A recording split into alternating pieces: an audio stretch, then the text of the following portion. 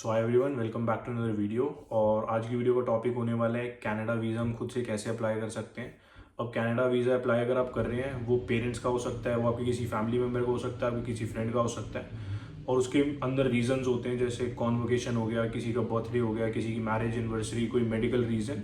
तो various reasons होते हैं। जो भी रीज़न हो, जो भी मेम्बर हो, कोई भी मेम्बर हो, बट जो प्रोसेस रहता है वीज़ा अप्लाई करने का वो सेम रहता है। और वो मैंने इस वीडियो में आगे कवर किया है। आपको जस्ट स्टेप बाय स्टेप वो प्रोसेस फॉलो करना है। ये जो वीडियो है, इसमें मैं अपने अंकल का कॉन्वोकेशन वीज़ा अप्लाई कर रहा हूँ, मतलब विजिटर वीज़ा अप्लाई कर रहा हूँ, जिसके पीछे रीज़न है कि मैं उनको कॉन्वोकेशन पे इनवाइट कर रहा हूँ। सो अगर आपका भी ये सेम रीज़न है और आप भी किसी फैमिली मेम्बर के लिए अप्लाई करोगे तो ये वीडियो पूरी आपके लिए है।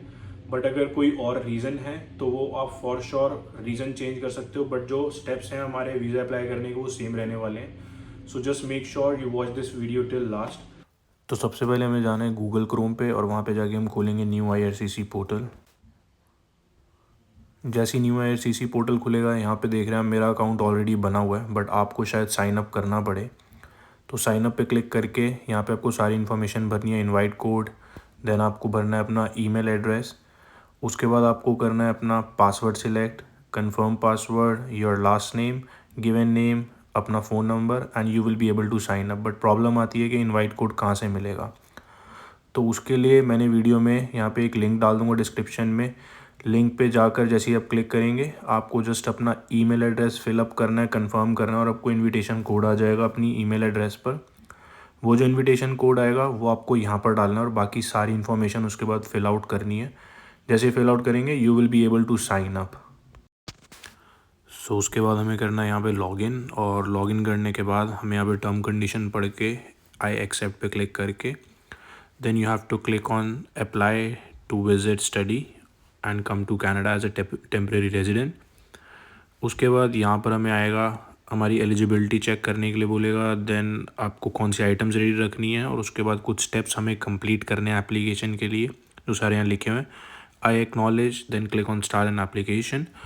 अब यहाँ पर IRCC हमसे पूछ रहा है कि आपको एक बंदे का वीज़ा लगाना है या फिर एक से ज़्यादा का लगाना है। तो अगर आप अपने मॉम और डैड दोनों का वीज़ा एक टाइम पे लगाना चाहते हैं तो जस्ट क्लिक ऑन येस। और यहाँ पर हमें सिलेक्ट करना है फैमिली। अगर वो फैमिली हैं, फ्रेंड्स में फ्रेंड सिलेक्ट करेंगे। सो ग्रुप का नेम आप कुछ भी दे सकते हैं, जैसे यहाँ पे मैंने फैमिली दे दिया। अब हम करेंगे सेव एंड कंटिन्यू। और जैसे हम नेक्स्ट पेज पर आते हैं, लिखा हुआ है ऐड अ मेंबर, तो हमें यहाँ पर ऐड अ मेंबर करना है क्योंकि ग्रुप एप्लीकेशन है। सो सपोज़ फर्स्ट वाला कॉलम आपके मॉम या डैड का हो गया और सेकंड वाला वाइसा वर्सा, मतलब दूसरे एप्लीकेंट का हो गया। उसके बाद हम करेंगे कंटिन्यू पे क्लिक और यहाँ पर हम सारी इन्फॉर्मेशन भरेंगे अपने मॉम या डैड किसी एक की। तो वीडियो में आगे मैं दिखाऊंगा कि आपको एप्लीकेशन कैसे भरनी है, तो आप दोनों बंदों की एप्लीकेशन सेम वे में भर सकते हो। मैं जस्ट एक पर्सन का अप्लाई कर रहा हूँ वीज़ा, तो इसलिए मैं ग्रुप वाला नहीं कर रहा, मैं सिंगल एप्लीकेंट वाला कर रहा हूँ। बट अगर आपका ग्रुप है तो आप कंटिन्यू पे जाके पहले एक की भरेंगे, देन दूसरे की भरेंगे, और उसके बाद you will be able to save and continue. तो जैसे हम आगे बढ़ेंगे, हमसे पूछ रहा है why I want to apply for, तो यहाँ पर हम क्लिक करेंगे विजिटर वीज़ा और super visa. Next is why do you need a visa. तो रीज़न हम सिलेक्ट करेंगे to visit other family who are not listed above और friends for less than 6 months obviously. उसके बाद रीज़न में for my the reason is to attend convocation ceremony and now it's saying include dates as well. तो यहाँ पर अब हम put up करेंगे डेट्स।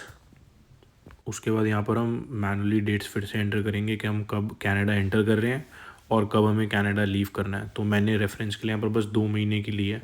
ऑब्वियसली वीज़ा में ज़्यादा टाइम का मिलेगा, बट यहाँ पर भी मैंने 2 महीने ही उनका स्टे शो किया है जस्ट। नेक्स्ट पेज पर यहाँ पर हमसे पूछ रहा है कि हमारे को क्या क्या एग्जैक्ट डॉक्यूमेंट चाहिए एप्लीकेशन कंप्लीट करने के लिए, जिसमें पासपोर्ट तो मैंडेटरी है और लेटर ऑफ इन्विटेशन भी मैंडेटरी है।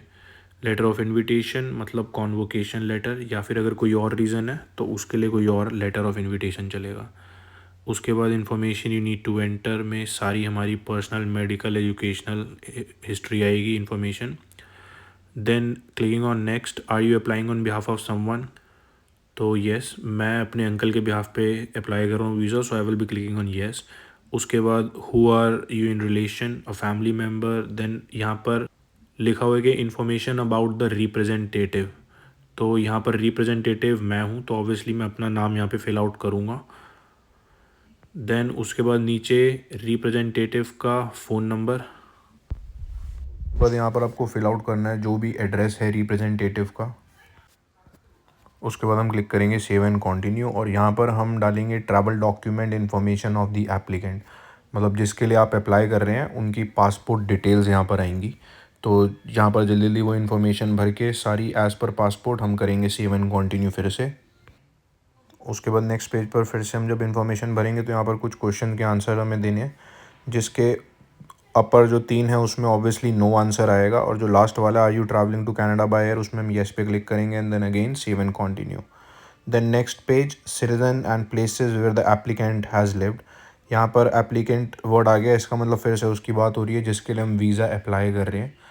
तो जहाँ पर भी वो रहे हैं अपनी लाइफ टाइम में, यहाँ पर वो डिटेल्स हमें फिल आउट करनी है, बेसिकली जहाँ की भी सिटीजनशिप थी उनके पास। Now again click save and continue, और नेक्स्ट पेज पे नेशनल आइडेंटिटी डॉक्यूमेंट। तो यहाँ पर हम इस डॉक्यूमेंट का मतलब है आधार कार्ड। तो यहाँ पर आपने आधार कार्ड नंबर भरा, देन उसकी एक्सपायरी डेट, और उसके बाद हम फिर से जाएंगे नेक्स्ट पेज पर।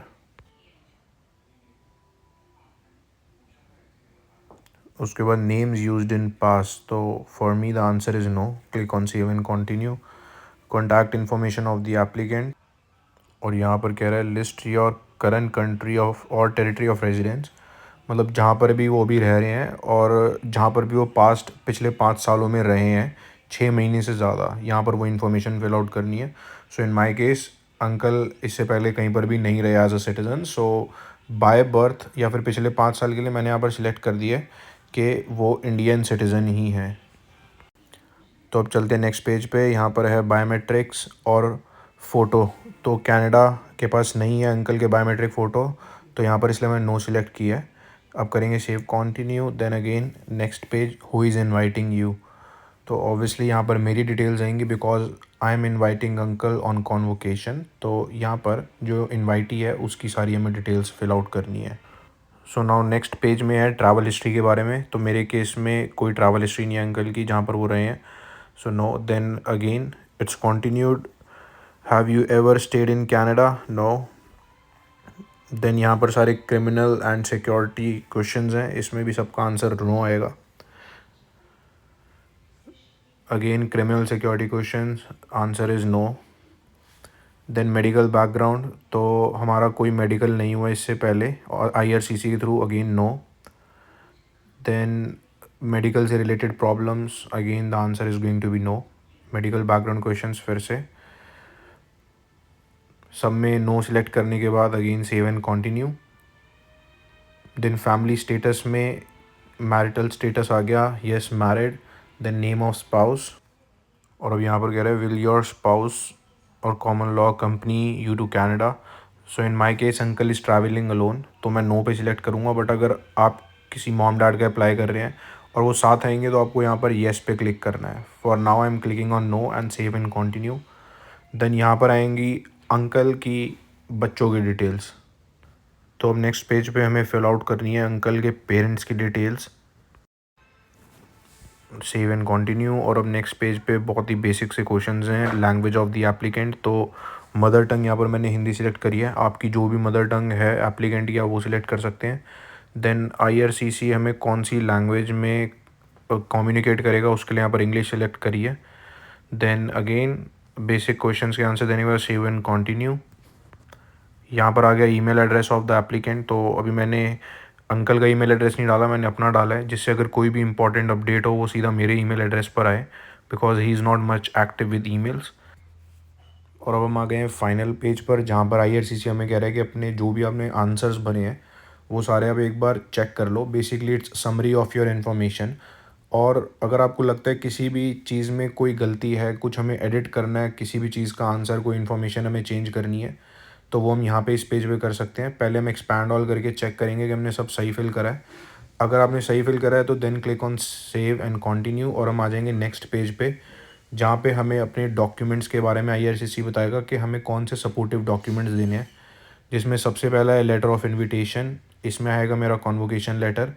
देन आ गया नेशनल आइडेंटिटी डॉक्यूमेंट, इसमें आ गया आधार कार्ड। पासपोर्ट में आ गया पासपोर्ट। प्रूफ ऑफ फंड में मैंने FD एक शो करी है।